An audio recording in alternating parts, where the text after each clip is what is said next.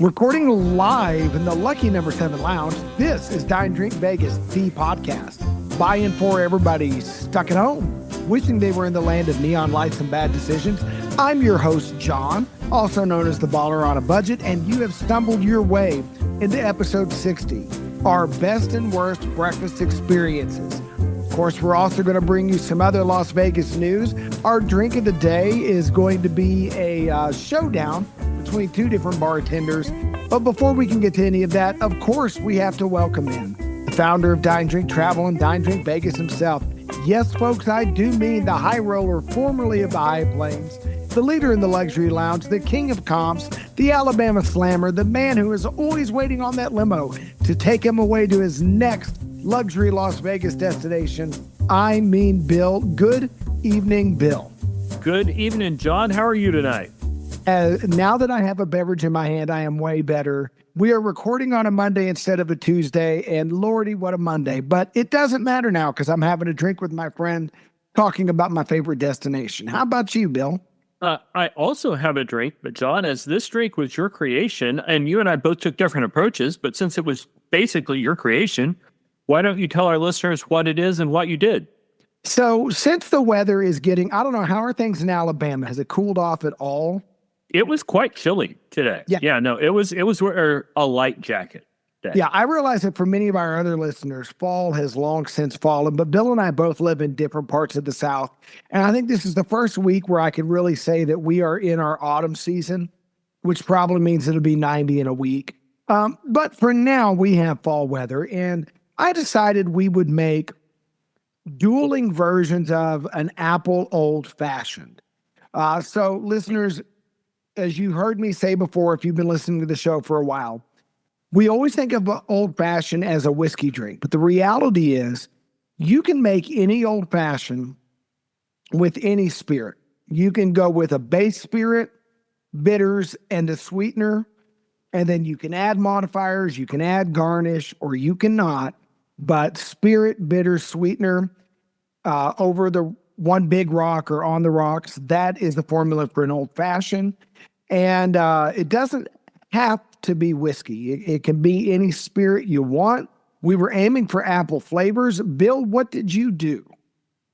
So because you gave me permission to do this, I got a little bit creative. So I figured to make it an apple old fashioned, I had to start with some apple whiskey, and I didn't want to start with something terribly sweet or syrupy or anything.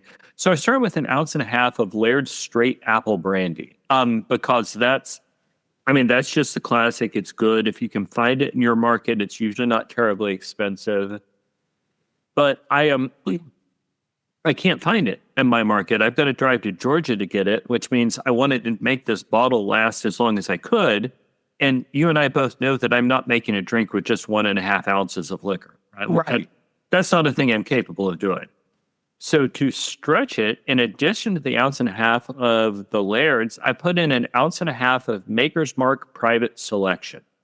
And here's why. I wanted it to add some whiskey to it to make it kind of comfortable like an old fashioned, but I wanted a sweeter wheated whiskey. And frankly, I wanted to try one of these slightly stronger, specialized labels of Maker's Mark. In addition to the 3 ounces of liquor, so a double shot, I put in 2 brown sugar cubes, which I obviously smashed up. I put in some Angostura bitters, kind of a medium-sized dose of that. And by medium-sized, I mean medium-sized for a normal person. John, you would say, Bill, why are there sugars in there? Probably, yeah. And this is the first time in a while that I've not also added orange bitters, but that didn't seem right for this drink. So I just put in the Angostura. The other thing I did was I let it sit for about 45 minutes before adding ice. I wanted the sugar to completely dissolve. So I put in all the liquids. I just let it sit there. And in the liquid, I had a cinnamon stick because I wanted the cinnamon flavor to go wild through it. The apple taste is actually quite strong. I didn't lose any of the apple taste by adding in the whiskey. And I got in just a little bit of a kick of the right kind of sweetness from the wheated bourbon here. So I like my drink very much. Hold on, let me take another sip to make sure I was correct. Yeah, I do like it very much. Although listeners, side note, based on what just happened, when you sip something with a cinnamon stick, don't accidentally put the cinnamon stick in your mouth like a straw. When you pour the drink into your mouth, the results will be tragicomic. John, what Yeah. did you wind up doing? So, like you, I started with Laird's apple brandy. I assume you use the bottled and bond because I know you had that laying around. I must have, yeah. Yeah, they do have an 80 proofer out there, but 100 proof bottled and bond, why not? So 2.5 ounces of that. My sweetener was a bar spoon of, I used a sugar-free pancake syrup. If you're not diabetic, use real maple syrup. But I don't want Wilford Brimley's ghost to haunt me tonight, so I use the sugar-free stuff. And then my bitters.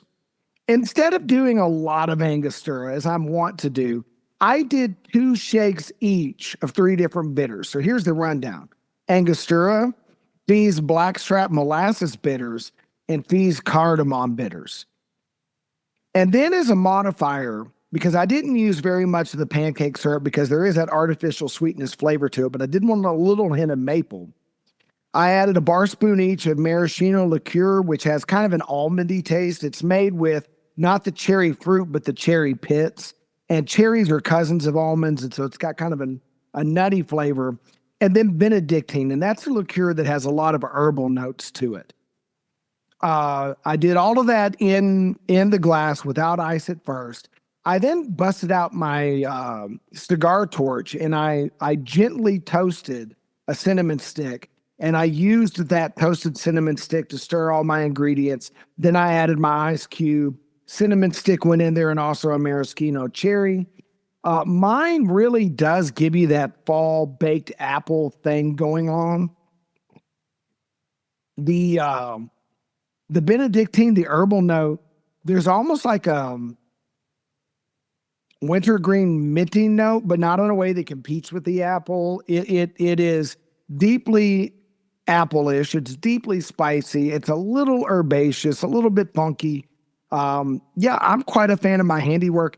I will say, I did stare down the cranberry bitters, and the next time I make one, I may skip the molasses bitters and bust out the cranberry bitters instead. That would be a very different old-fashioned, but I think a worthy one.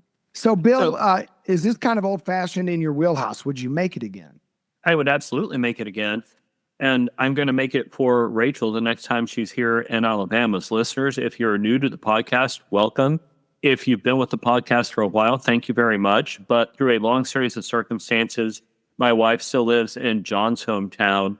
And the next time she is here, I think I make her a variant of this just without any whiskey at all, like just focused on the apple brandy. Yeah. So a comment and a question on yours, Sean. Sure. I'm jealous of 2 things. One, the almond flavor in the maraschino liqueur, I think would be great. And I'm also a little sad I don't have cardamom bitter. So good on you, right? Like both of those things sound phenomenal. Yeah, this is the Fee Brothers cardamom bitters, by the way, Bill. You can tell I've had this bottle a while. I don't break it out very often, but anytime I'm working with the Laird's apple brandy, apples and cardamom are a natural pair. So I like to pull that out for anything with the brandy in it. I would encourage you to never pull it out, John. I can't imagine how that ends well. But here's my question. I do have like 900 kids, so yeah, there's that. My question is this. You've got a lot going on in that drink. Can you still taste each of the individual elements, or at some point did that become too much? Well, it didn't become too much, but I will say this. I used relatively small amounts of everything but the apple brandy. The apple brandy is by far the dominant flavor, and everything else is we're just trying to bring the apples together. I will say that the one that is the closest to being too much is the Benedictine. And I love Benedictine, don't get me wrong. If you just mix 50-50 Benedictine and brandy, even if it's cheap brandy, Ernest and Julio XO, right? $16 for a fifth, whatever. Benedictine is lovely, but a little Benedictine goes a long way. That could have gotten out of hand. Too much of the molasses bitters would have really had a dominant sulfur note. There's a lot of these ingredients that really could get away from me, but I managed to get it just right. Just little bits of everything. Let me ask you one last question before we move on to our main topic. because I'm really thinking about the variation of this drink that I make for Rachel, and she doesn't enjoy whiskey. So what if, and I've only got so much layered straight apple brandy I can get without driving to Georgia. So what if instead of adding an ounce and a half or a shot of a good wheated bourbon to it, what if instead I added an ounce and a half of a good rum? Because that would certainly add a sweetness to it. I think those flavors pair. Yes. Yeah. Yeah, and I think that's one where I might even go for a spiced rum, because spiced rum is not good for sipping, but it can be good for mixing. And this might be a job for Sailor Jerry's, but certainly an aged rum. Let me throw a rum at you that I bet you've never bought, but it is fairly widely available, and it is the renowned rum of India. If you can stumble across a bottle of Old Monk, it is a very cheap British naval style rum, and I think it would work very nicely for what you have in mind. Now, don't get me wrong, it's not great rum in the sense of 18-year-old sipping rums with your cigar, because there's some rum fans going, I can't believe he said Old Monk. But in this context, Old Monk would work. Myers Dark would also work. All right. I will give it a shot. Thank you very much. Yep. So let's dive into our main topic. So we're going to give our best and worst breakfast, and I put in the rule, not brunch.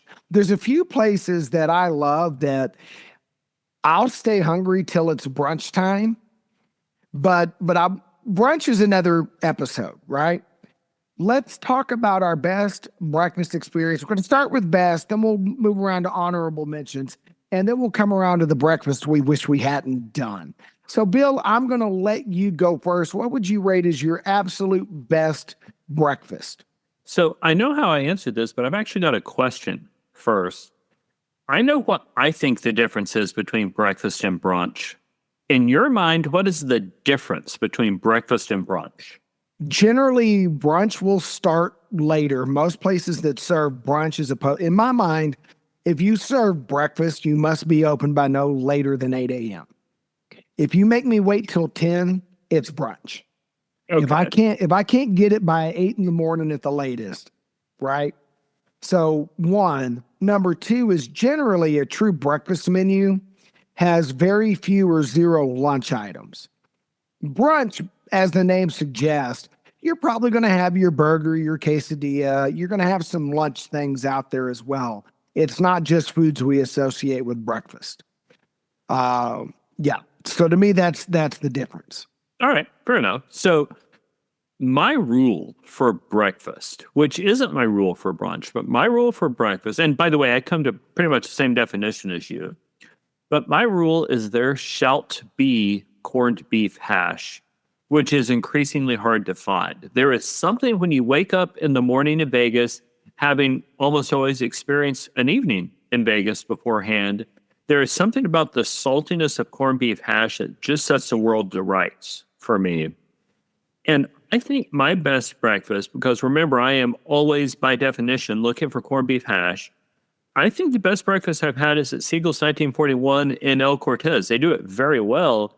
And they also do a good job with the poached eggs. Now, to be clear, folks, if you've heard me complain about staying in the El Cortez before, I did it. I'll do it again. I don't intend to stay there. But if you find yourself anywhere near that end of the Fremont Street experience, Siegel's 1941 does a great job with breakfast because they're not trying to be something they're not. They're a diner and they do diner stuff. Their corned beef hash with poached eggs is just phenomenal. How about you, John? Like, what do you think the best breakfast is that you had? So thinking specifically about what I want from a breakfast in Vegas, and the in Vegas part is important. Generally, I'm getting to the age where I don't sleep in anymore, no matter how poorly I behaved the night before. And when we first started going to Vegas, gosh, 10 years ago now, I was a younger man and I could sleep till brunch and generally would have preferred to, but now breakfast is becoming more important. But because I have likely made some Vegas decisions the night before, breakfast needs some things for me because I'm in survival mode. I need good, clean protein. I need a fair bit of fat, but not so much fat that my stomach turns. There must be eggs of some variety. There must be salty meat of some variety. There must be good coffee, and there must be some form of hair of the dog because I probably need it, right? This is different than my breakfasting rules at home, and that's going to be germane later on in the conversation. For me, what checks all those boxes is the full Irish breakfast. Now, I don't add the beans for two reasons. Beans is English breakfast, But we're right? English. Right. Doesn't matter if I'm at Reraw, I go native. The full Irish breakfast, and I'm eating the black pudding. I know you turn your nose up at it sometimes. Oh, I'm good eating Lord. everything. I'm eating everything on that plate. The full Irish breakfast with a pint of Guinness and a cup of coffee. It checks all my boxes. It's something I can't get at home. The wait staff is always polite and wonderful. And if you get one of the Irish waiters, they can spot a hungover person from a mile away and they will take good care of you. If you're with a group and sit at a table, that's great. It's also fun to be really hungover and deal with the bartender. They like that. Yeah, they do. And I endorse your choice of Guinness, which, or rather, of not of Guinness, but of Reraw, which I like very much. The reason that Reraw wasn't my favorite was that part of what I'm looking for in breakfast, I want that kind of cheap diner sort of feel. And Reraw looks very much like an authentic Irish pub. So, listeners, in pre-production, John and I were talking about a trip I've got planned this spring. My older child, Edwin, goes to school in Dublin, and my younger child, Paul, is going to go to school probably in Cork, maybe in Galway. We've got a trip planned there this spring. I've been there several times before. And Reraw is legit, right? Like it is stuff that Irish people eat for breakfast. And it was actually one of my honorable mentions, both for their Irish fry up as well as for their corned beef hash. Another place that I used to enjoy was the Cafe at Mirage. I don't even remember what it was called, but they used to do great work. Oh, yeah, they did. Oh yeah, they did great. It's been years, but I also used to enjoy the breakfast at Treasure Island. I suspect it's still there. When I was eating there, though, it was in like this weird, like Vietnamese cafe that also did breakfast, but they had corned beef hash, so I was good. John, do you have any honorable mentions for good breakfast that our listeners ought to know about? I sure do. And Bill, I appreciate what you're saying about the diner and an affordable breakfast. And at home, that's what I want. Um, this may sound weird from the baller on a budget personality on the show. I'd actually rather go a little fancier for breakfast and save money on lunch and possibly even dinner, but that's just me. My honorable mention is a classic diner, but it's definitely upscale. That's the Henry at the Cosmo. It is your hometown diner elevated. It's everything you love about the hometown diner that your dad or your granddad would take you to on a Saturday morning, where there'd be some, cook in the back with fresh stitches who had just bailed out to make it to their morning shift, frying up eggs and hash browns. It's that menu, but classy. And at home, I want the Waffle House. I want the fighting. I want the drama. I want a waitress named Lurleen who is going to go on a cigarette break once she puts my plate down. The Henry, though, gives me fancy vibes, but it's all of your diner classics. Particularly, I love their toast. And I can't believe I'm raving about toast. But folks, I'm a diabetic. I rarely let myself have real bread.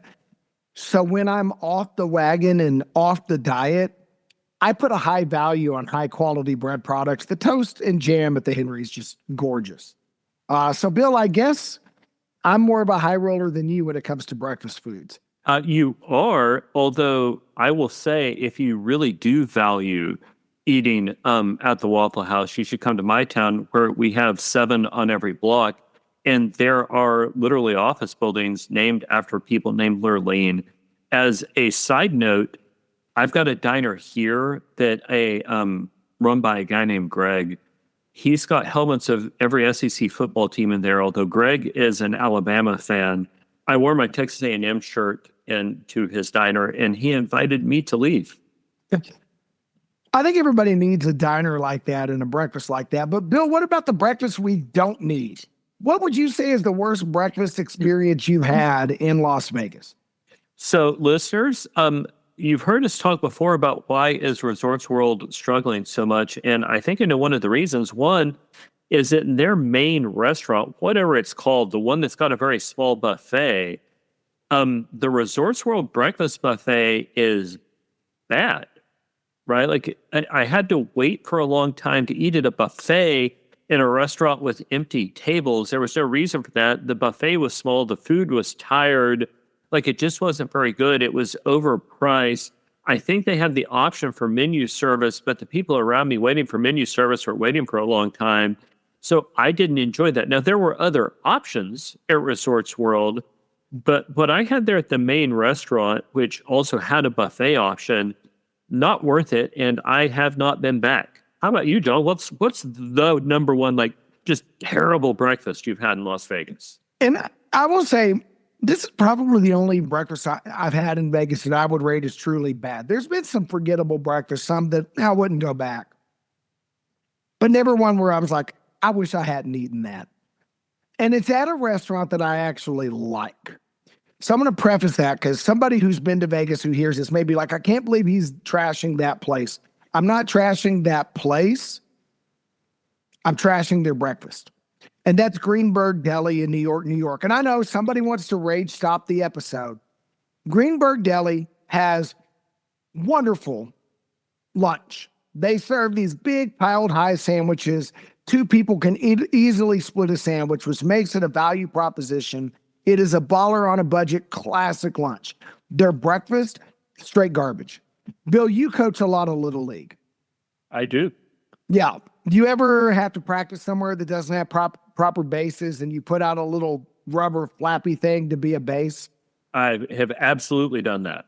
If you're running out of that, the next time that you're in New York, New York, pick up one of their breakfast sandwiches and just take the eggs home because it's just a rubber puck that I'm pretty sure an 8-year-old can slide into and it will stay put. The egg quality was just horrible. And maybe I caught them on a bad morning.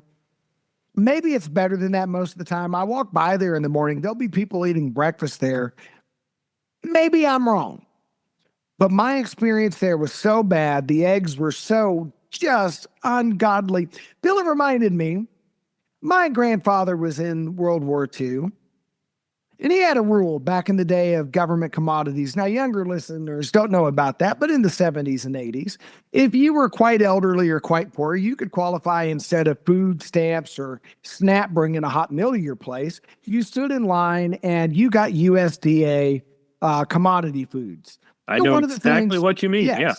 And the peanut butter was good. The cheese was okay. But the powdered eggs were only good for baking. And my grandfather had one rule, simple man. Told my grandmother, Naomi Lee, don't you ever serve me any of those powdered eggs, which he may have added some descriptors that I won't repeat on our podcast. And one morning, my grandmother decided to test my grandfather, a man of infinite patience, a calm man, a man who was known to have an even and kind nature about him. And as she was cooking, my mother leaned in and said, now, Mama, you know what he said? And my grandmother said, oh, now he won't know the difference. Well, we all sat down at the breakfast table. My grandfather sat there, and we began to eat, and he stared at his plate, and he stared at his plate, and he stared at his plate. And the next thing I knew, his plate was airborne, flying across the kitchen, shattering into a wall. And the next thing I knew, my grandfather was in his pickup truck, lighting up a cigarette, firing up an 8-track full of Bob Wills music, and driving away. And I never understood the rage my grandfather felt about being served bad eggs until I had breakfast at the Greenberg Deli. That is a strong reaction. I would assume, though, that the eggs your grandpa had in World War II had to be worse than what you ate at Greenberg Deli, right? Rob? Yeah, probably. Okay, yeah. Well, breakfast. On that note, I'll quit ranting ranting and let you launch us into news. Yeah. Yeah. I will launch in the news. And for our first story, listeners, I would actually like to ask for your help. So, John and I are considering doing something new, but we haven't decided to do it because we try to keep this podcast very narrowly focused on Las Vegas and on our drink of the day. Next week, though, the first college football playoff rankings come out, and we're considering talking about those. The hook to Las Vegas would be something like, hey, there's a lot of sports gambling that goes on. So what we would appreciate is if in the comment section below, wherever you listen to this podcast, or maybe when you interact with us on social media, tell us, is that something you would like to hear on the podcast or not? We will talk to you at the end of this podcast, as we do every episode, about where to find us on social media. But yeah, tell us, do you want to hear us talking about college football and its impact on sports bets you might or might not place? John, what is the first actual news story we have? I'm going to pause there. I will say there is a major gambling controversy related to the NBA and other sports. We're not covering that this episode. We try not to get too sportsy. That is coming in a future episode. I just frankly did not have time to read up on that. I am celebrating another lap around the sun this weekend, and I was too busy to summarize that succinctly for our air. So do tell us how much sports content you want in the mix, because I think there's some sportsy things to cover, but we promise we're not going to try to be a sports podcast. All right. Scott of Idle Vegas, because of course we start with something we stole from Scott. Reported the country star Luke Combs is opening a 3-story bar and eatery called Category 10 in the former Margaritaville space in the Flamingo, joining Jason Aldean and Blake Shelton in Strip Country Bar and Grill Concepts, begging the question, how much Nashville can the Strip sustain? Now, Bill, I listen to a lot of country, but I don't listen to country anybody else listens to. I like, off the wall stuff. You listen to way more top 40 country than I do. Is there an appeal for you in Luke Combs or Blake Shelton or Jason Aldean's fine dining and drinking establishments? Yes, but not all three. So not having any of them was, I think, a mismarketing opportunity for Las Vegas. I think that you've got the same basic crowd who would be interested in any of the three of them. So I don't know that all three of those make it for the long haul. If I thought the stars were actually involved in the restaurant, I'd be most interested in the Luke Combs restaurant because I like the stories he tells. I like his music, and I would want to go. I just doubt that he's going to think about that restaurant more than like once every quarter when the check clears. So to answer your question, yeah, there's absolutely space for this. We may just about be reaching market saturation. John, how about you? What do you think? Well, yeah, like I said, this is not for me. Like I like a lot of independent country, Charlie Crockett, Robert Earl Keen, that kind of thing. I will say, I think it's interesting that there's been other rumblings of price savings at Caesars. Travel Ruby did a video with, she had a deal where it was $300 to stay 2 nights, but you got a $200 dining credit. I think Caesars may be realizing that they're losing middle America and in opening 2 country bars, because 2 of these 3 places are at Caesars properties, right? Blake Shelton's Old Red is at Horseshoe. This is right up the road at the Flamingo. I think Caesars is writing a love letter to flyover country. And even though I'm not a big fan of either of these musicians, and I probably won't frequent these establishments, I do think it's a good sign that at least one of the 2 big operators on the Strip is starting to realize that the working class and middle class like to come to Vegas too. And if they price accordingly and offer things that appeal to them, folks will show up. And I hope that's a sign of a more mid-market friendly Vegas. Oh, so do I. Speaking of friendly things in Vegas, Scott also tweeted that apparently, while many people are showing up for free booze during the Golden Gates open bar happy hour that we've talked about on previous episodes, bartenders report that many aren't tipping, which is just terrible. Folks, please take care of the people who take care of you in Vegas. And for the love of all that's good and true, if you get a free drink from somebody, throw them $1 or $2, right? Like it's not We're that fine. hard. Or whatever it is you've got, give them a little bit of money. because they still had the fact that you didn't pay doesn't mean that they didn't have to do any work, and they will appreciate it very much. And it's just the right thing to do. Yeah, if you want to mooch off Derek Stevens' free drinks, more power to you. I can't wait to get to Vegas and do the same. But take care of Derek Stevens' employees. I have drank many times at the Golden Gate. Those bartenders are genuinely kind and capable people. They're nice people. All right. Las Vegas locally shared a video of the robotic massage tables that are coming to Caesars properties, which don't look at all like a murder robot. Bill, did you happen to catch this footage on Twitter or anywhere else on social media? I did not, but let's face it, I'm all getting rage murdered by somebody eventually anyway. It might as well be a robot. Like I'm cool with that. Okay, well, to me, yeah, you ought to see this thing. It looks dangerous, frankly. The Terminator's coming. That's all I have to say. All right. Well, then in our next story, Southwest Airlines and T-Mobile announced that they are partnering to provide free Wi-Fi to all Rapid Rewards members. That is significant because Southwest Airlines has a bunch of gates flying into and obviously out of Las Vegas. I will say that I, as a T-Mobile customer, am wondering what value that gives me in using T-Mobile as my carrier, since right now they're the ones who provide me airlines on my American Airlines and I think another airline's flights. But that would be a great benefit. So, John, do you usually get the Wi-Fi when you're on a plane to or from Vegas?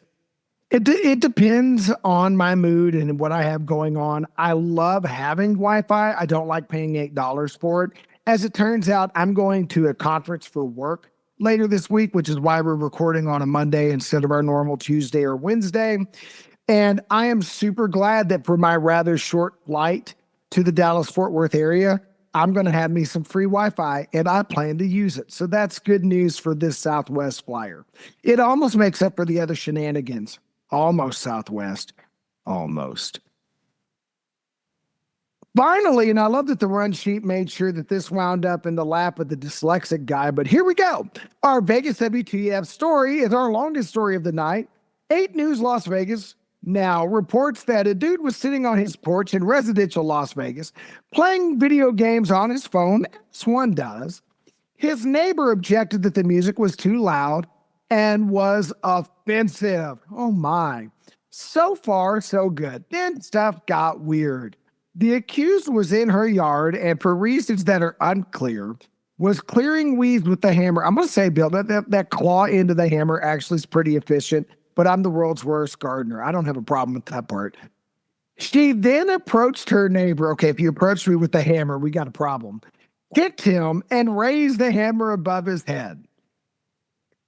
When the cops showed up, I feel like there's some intervening minutes here where we lack. I was trying to ensure the story was of an appropriate length. When the cops showed up, she yelled, "You have no bleeping right to detain me." The officers disagreed for obvious reasons and proceeded with the arrest. She then began throwing punches and kicks at the officers and, oh, wait for it, bit one of them in the leg. She also tried to bite him in the arm. When they got her in the police cruiser, an officer spoke to her and she spit in his face. She is being held in Clark County Detention Center for want of $20,000 in bail. Bill, I'm no lawyer, but I'm relatively sure when you have an encounter with Las Vegas's finest public servants, something I've managed to avoid in spite of my shenanigans, carrying karaoke equipment out of a bar. It is probably not a good idea to fight them when they're arresting you, but it is definitely a good idea to not bite them. I feel like I learned that in kindergarten. Bill? Yeah, one of my rules for living, so I didn't have the advantages growing up that you did, John, because my dad wasn't a cop. So it probably took me till about first grade to come to this conclusion instead of kindergarten. But one of my rules for living has very long been don't bite the police, right? Yes. Like biting police is almost never going to turn out well for you. And then if you've bit them, don't try it again. And then if you've done it again, don't try to spit on them. Like, I'm on the cop's side here. Also, that's one of the reasons that I think that body cameras are such a good idea. Like, I would love to be at this lady's trial and have the officer be like, well, let's play the tape of exactly what happened here. And then the jury's like, yeah, you got to go to jail. Yeah, and I happen to follow a lot of accounts of body cam footage on Facebook and TikTok. I can't wait for this one to come out. This will be good. This will be really, really good. Well, Bill, on that note, I think we've had a mouthful of Vegas news for this episode. It's time for us to move along. Why don't you tell the listeners where they can find more exciting Dine Drink Vegas and Dine Drink Travel content? So, folks, you can find us on YouTube at Dine Drink Vegas, where I have short and focused videos which help you plan your next trip. That tends to be 5 or 10-minute videos on things like a particular hotel room or a particular restaurant. You can also find us on YouTube at Dine Drink Travel, where I talk a lot about air travel, including things like the executive lounges in the Las Vegas airport, and increasingly, the various trips that I'm taking to Ireland because, folks, they've got some amazing pubs.